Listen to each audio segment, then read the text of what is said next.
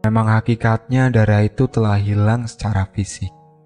Namun secara metafisika, darah itu masih menempel di setiap wadah yang telah disirami dengan darah ayam cemani. Bu Nabila memulai tirakatnya. Dia membaca bacaan khusus yang diperoleh dari Mas Warso, seorang cenayang yang biasa dikatakan memberikan jasa pesugihan kepadanya.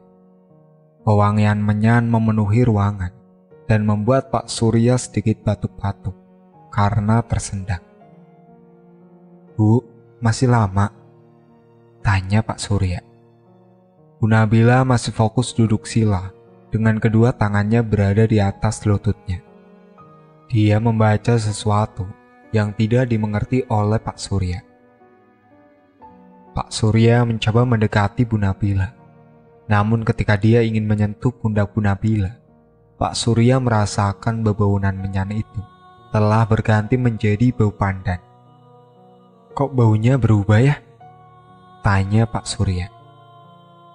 Bu Nabila menengok ke belakang.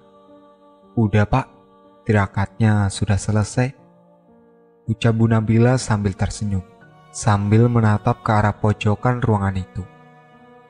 "Ada apa Bu?" tanya Pak Surya. Bu Nabila berhasil mengundang pocong tersebut. Dia berada di pojokan ruangan, hanya terdiam, lalu menghilang lagi. Bu Nabila bangkit dari duduknya. "Ayo Pak, customer udah nunggu di depan, kita harus menyambutnya," ucap Bu Nabila. "Hah?"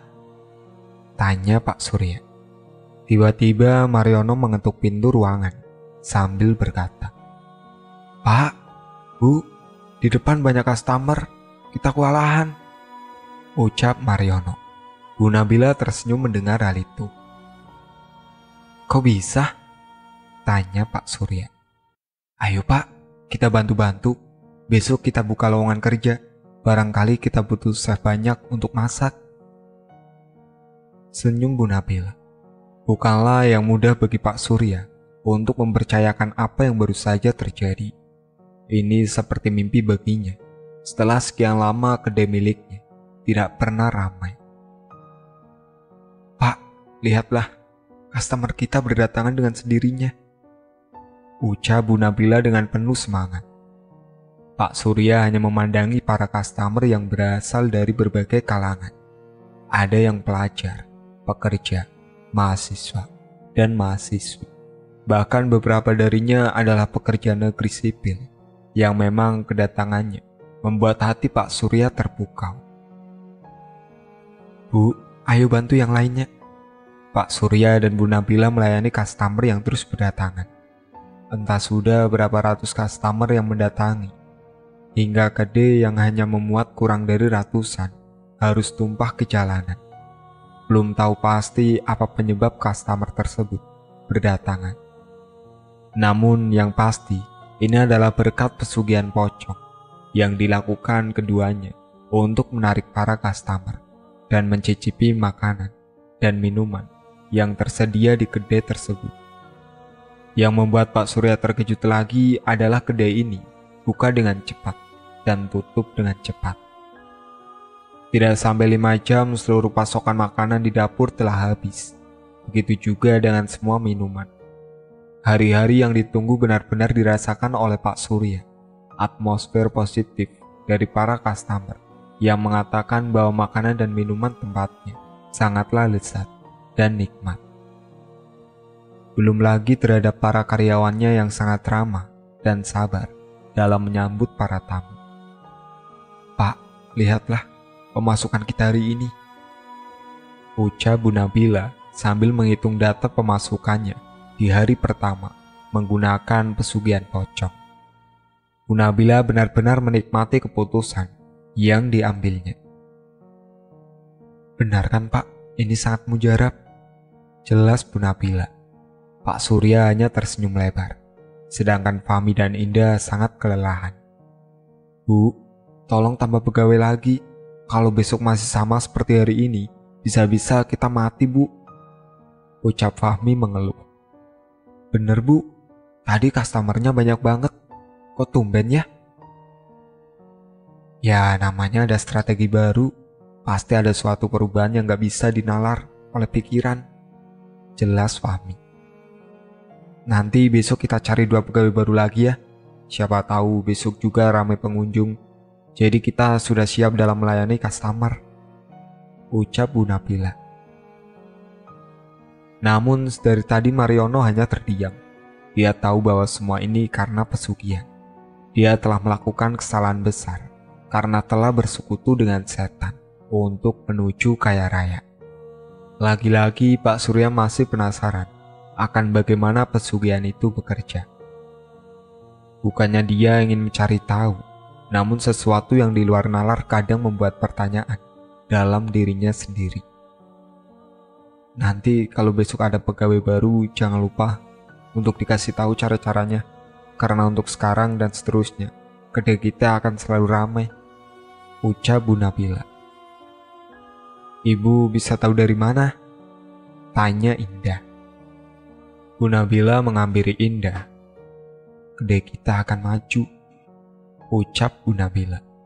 Bu Nabila pun menuju ke ruangan khususnya, diikuti oleh Pak Surya. Sepertinya mereka berdua akan bersiap-siap untuk pulang ke rumah. Fahmi dan Indah hanya geleng-geleng kepala. Baru kali ini Bu Nabila tampak optimis dan percaya diri. Apa benar kedai kita akan maju, Nok? Tanya Fahmi. Entahlah, yang penting sekarang aku mau istirahat. Aku mau tidur, ucap Mariono meninggalkan Indah dan Fahmi. Kok ada yang aneh ya? Tanya Indah. Maksud kamu apa, Ndah? Tanya balik Fahmi. Semenjak tugas baru yang diemban oleh Mariono, dia tampak menjaga perkataannya dan hanya bicara jika seperlunya saja. Apa tugas baru yang diemban Mariono cukup sulit ya? Tanya Indah. Fahmi mengangguk, membenarkan perkataan yang baru saja Indah katakan.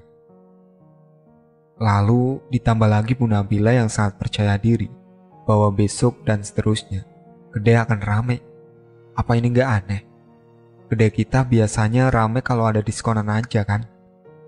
Tanya Indah. Menurutku Mariono menyimpan sesuatu. Dia mungkin telah menyembunyikan di balik ini semua. Biarkan waktu yang akan menjawab. Tapi kita berdua jangan sampai terlena dengan itu. Karena kita hanya pegawai biasa, ucap Fahmi. Iya, benar juga sih. Ya udah, ayo kita tutup kedainya. Indah dan Fahmi menuju depan kedai untuk menutup kedai. Lain hal dengan Mariono, dia langsung menuju kamar dan merebahkan diri di kasur. Mariono masih berkeluh kesah dengan tindakannya. Apakah ini jalan yang benar? Karena dia telah terlibat dari pesugihan. Mariono pun tertidur dengan tujuan benar-benar ingin melupakan hari yang buruk baginya. Bahkan naluri hatinya pun sangat tidak sejalan dengan tugas barunya. Memang sulit untuk mendamaikan hati yang memiliki kepekaan dalam situasi yang tidak memungkinkan itu. Ruang khusus Bu Nabila dan Pak Surya. Bu, sampai kapan kita menjalankan pesugihan ini? Tanya Pak Surya. Kok sampai kapan, Pak? Sudah tentu kita akan menjalaninya secara terus-menerus, ucap Bu Nabila. Lalu bagaimana dengan nasib pegawai kita? Apakah tidak apa-apa? Pertanyaan Pak Surya membuat Bu Nabila terdiam. Dia juga tidak terpikirkan bagaimana nasib pegawai ke depannya. Aku harap Mariono mau membungkam semuanya, karena dia tahu persis pesugihan ini berlangsung, ucap Bu Nabila. Pak Surya mengangguk paham. Kita pulang sekarang, Pak. Besok jangan lupa untuk menyembelih ayam cemani hitam dan menyuruh Mariono untuk melakukan hal yang sama, ucap Bu Nabila. Baik, Bu. Bu Nabila pun mengambil tas miliknya dan memasukkan kresek hitam berisi uang yang banyak. Keuntungan dari ini bisa dibilang keuntungan yang sangat banyak. Mungkin 5 kali lipat dari target. Hampir semua bahan-bahan pokok dapur habis. Karena itu mulai besok, Bu Nabila akan menyetok banyak makanan untuk keperluan dapur dan permintaan dari customer. Malam pun tiba. Mariono terkejut ketika ia mendapati Fahmi telah berada di sampingnya. "Ah, gue ketiduran lama ya?" tanya Mariono. Fahmi tampak lelahan karena dia mengerjakan semuanya bersama dengan Indah. Mariono pun segera bangkit dan hendak menuju ke kamar mandi. Namun ketika dia baru saja melangkahkan kaki keluar dari kamarnya, dia terkejut ketika mendapati sesuatu yang belum pernah ia lihat sebelumnya. Tubuh Mariono bergetar, kedua tangannya tak bisa bergerak. Bibir Mariono ingin mengucapkan sesuatu. Namun kerongkongannya seperti tersendak sesuatu. Sosok itu sedang menjilati seluruh peralatan dapur. Tampak samar-samar, namun terlihat dengan jelas warna kainnya. Pocong? Mariono menjatuhkan peralatan mandi dan membuat si pocong itu tersadarkan akan kehadiran Mariono.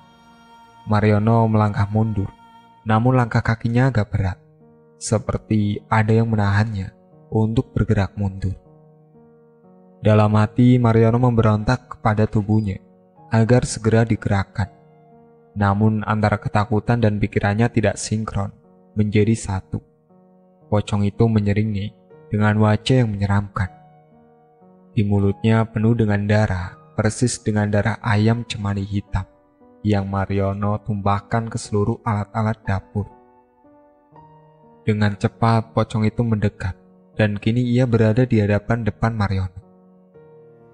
"Darah," ucap sosok itu dengan bau busuk yang tercium dengan jelas, sehingga membuat mual perut Mariono. Mariono tidak bisa berkata-kata ketika sosok pocong itu sudah berada di hadapannya. Karena tidak bisa menahan rasa takutnya, Mariono pun pingsan di tempat. Sosok pocong yang disebut-sebut sebagai wadah pesugihan itu berani menampakkan diri di hadapan Mariono. Karena Mariono lah orang yang memberikan darah dalam ritual pesugihan tersebut. Kali ini dia terlibat sangat jauh dalam pesugihan pocong yang dilakukan oleh bosnya, yaitu Pak Surya dan Bu Nabila. Keesokan harinya, Fahmi keluar dari kamarnya. Ia melihat-lihat sekeliling dapur yang tampak berantakan. "Mariono rajin banget pagi-pagi udah gak ada. Terus kenapa dapur berantakan banget ya?" ucap Fahmi. Fahmi pun melangkah dan hendak menuju kamar mandi. Namun dia menginjak sesuatu, dan yang diinjak adalah... "Mariono, kok lu ada di luar sih?" tanya Fahmi. "Gila, badannya panas banget. Dah, Indah, sini dah," teriak Fahmi. Indah yang mendengar teriakan kencang Fahmi langsung terbangun dan keluar kamar sambil mengucek-ucek kedua matanya. "Ada apa sih? Pagi-pagi udah ribut. Ada apa emangnya?" tanya Indah. "Dah, Mariono tidur di luar, terus badannya panas banget," ucap Fahmi. "Hah? Kok bisa?" Indah pun langsung berlari ke arah Fahmi yang masih memegangi tangan kanan Mariono yang terkapar itu. "Bawa ke kamar dulu, gue mau bikin kompresan," ucap Indah. "Oh, oke." Indah pun menuju dapur untuk memasak air. Namun betapa terkejutnya karena seluruh alat-alat dapur berantakan. Bahkan beberapa gelas dan piring pecah. "Kok bisa berantakan gini dah? Emang tadi malam ada maling?" "No, lu kenapa?" ucap Fahmi sambil memijati kedua tangan Mariono. Mariono belum sadarkan diri. Pikirannya masih berada di alam mimpi ketika dia berada dalam sebuah tempat yang tidak bisa dikenalinya. Mariono melangkah maju ke sebuah jalan yang tampak gelap, namun terdapat satu benda yang bentuknya bisa dikenalinya. Lalu dia melihat seseorang sedang menggali kuburan untuk mengambil sesuatu yang ada di dalam kuburan itu. "Hei, kamu ngapain?" teriak Mariono sambil berlari menuju arah kuburan itu. Betapa terkejutnya Mariono ketika dia mendapati tali pocong yang dimiliki oleh mayit yang baru saja dikubur itu lepas dengan begitu saja oleh orang yang tidak bertanggung jawab. "Apa yang kau lakukan?" tanya Mariono. Orang itu tidak menjawab. Sepertinya Mariono sedang berada di kilas balik perbuatan jahat seseorang yang berada di balik layar pesugihan pocong ini berlangsung. Orang yang menggali kuburan itu beranjak bangkit ke atas, lalu dia mengucurkan sebuah cairan kental merah dari wadah plastik berwarna hitam. Cairan yang mirip dengan apa yang diberikan oleh Pak Surya kepadanya, yaitu darah ayam cemani hitam. Mariono pun berteriak dan terbangun dari mimpinya. "Lu kenapa, Nok?" tanya Fahmi. Mariono langsung memeluk Fahmi. "Gue takut, Mi. Gue takut," ucap Mariono. "Lu takut kenapa?" tanya Fahmi. Indah datang tepat di kamar sambil membawa kompresan. "Emang tadi malam ada maling ya? Kok semua alat-alat dapur bahkan piring dan gelas ada di bawah semua?" ucap Indah. "Hah? Kok bisa? Emang ada maling tadi malam, Nok?" tanya Fahmi. "Itu bukan maling, tapi..." ucap Mariono. Indah dan Fahmi mengamati dengan seksama apa yang akan dikatakan oleh Mariono kepada keduanya. "Itu ulah pocong pesugihan." Dek, raut wajah Indah dan Fahmi berubah dengan cepat. "Nok, jadi kemarin customer ramai karena..." tanya Indah. "Benar, karena pesugihan pocong." Indah tak percaya mendengar hal itu. Dia langsung bangkit dan berlari menuju kamar. "Mau kemana lu dah?" tanya Fahmi. "Gue mau balik kampung. Gue gak mau terlibat dalam masalah ini. Gue mau balik. Gue takut." Tangis Indah pecah. "Tapi gimana caranya?" tanya Fahmi. "Gue gak peduli. Gue gak mau jadi korban pesugihan itu. Lu tahu kan, pesugihan itu gak gratis. Kalau bukan keluarga bos yang kena, siapa lagi kalau bukan ke kita, para pegawainya, yang terkena imbasnya?" jelas Indah. Fahmi menatap wajah Mariono. "Nok, apa benar yang dikatakan Indah?" Mariono mengangguk sebagai tanda membenarkan apa yang dikatakan oleh Indah. "Lu kenapa, Nok? Lu kenapa gak bilang ke kita dari kemarin-kemarin?" tanya Fahmi. "Apa yang harus gue kasih tahu ke kalian semua? Lu tahu kan, kita gak ada pilihan hidup selain di sini," tanya Mariono. "Enggak, Nok. Pikiran lu terlalu sempit. Dunia ini luas, Nok. Jangan mempersempit pikiran lu untuk tidak bisa hidup di esok hari mendatang," jelas Fahmi. "Tapi kita gak bakal dikaitkan dalam masalah ini. Bos janji bakal hadapi semuanya dengan kedua tangannya," teriak Mariono. "Apa yang lu tahu tentang pesugihan, Nok? Ini pesugihan, bukan lotre yang menunggu keberuntungan. Lu sama aja udah ngebunuh kita semua secara perlahan," ucap Fahmi sambil meneteskan air mata. "Mi, lu kenapa nangis?" tanya Mariono. "No, baru kali ini gue dikhianati sama orang terdekat. Rasanya sakit banget. Gue anggap lu sebagai saudara sendiri. Tapi kenapa lu gak mau berterus terang tentang pesugihan ini? Kenapa? Lu mau kita semua jadi tumbal pocong itu?" tanya Fahmi. Mariono terdiam. Hatinya sudah lelah untuk mendengarkan apa yang dikatakan oleh Fahmi kepadanya. "Gue sama lo bisa jadi leader yang baik. Tapi apa? Lu tahu gak apa resiko terkecil orang yang memakan makanan bekas pesugihan?" tanya Fahmi. "Emang apaan?" tanya Mariono. "Mereka juga bisa mati." Mariono terkejut mendengar hal itu. Dia tak menyadari bahwa tindakannya sangat beresiko. "Aku akan pulang sekarang. Aku tidak mau mati sebagai tumbal pesugihan pocong yang dibuat oleh bos," ucap Indah. Mariono menatap Indah yang telah bersiap-siap untuk pergi dari kedai. "Tunggu, aku tak mengizinkan kalian untuk pergi kemanapun," jelas Mariono. Fahmi langsung menyerang Mariono yang bersikap seolah-olah tindakannya dapat dimengerti olehnya dan juga Indah. "Kau mau membunuh kita semua," ucap Fahmi sambil mencekik leher Mariono. "Fahmi, lo mau ngapain?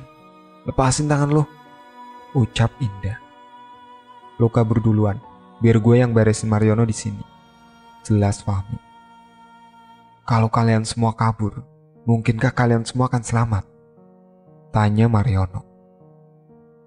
"Bangsat," ucap Fahmi sambil menekan leher Mariono dengan keras.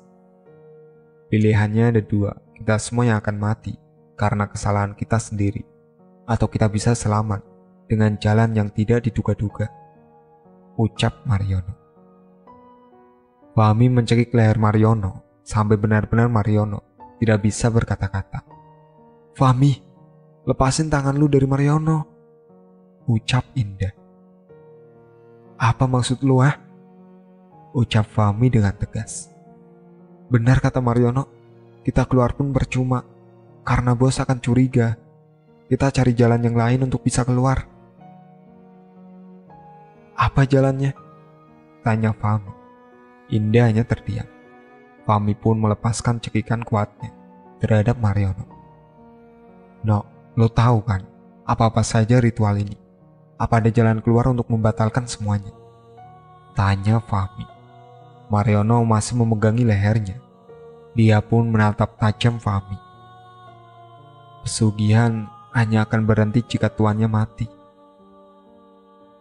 "Jadi maksud lu kita harus membunuh Bu Nabila sebagai tuan dari pesugihan ini?" tanya Indah. Mariono segera bangkit.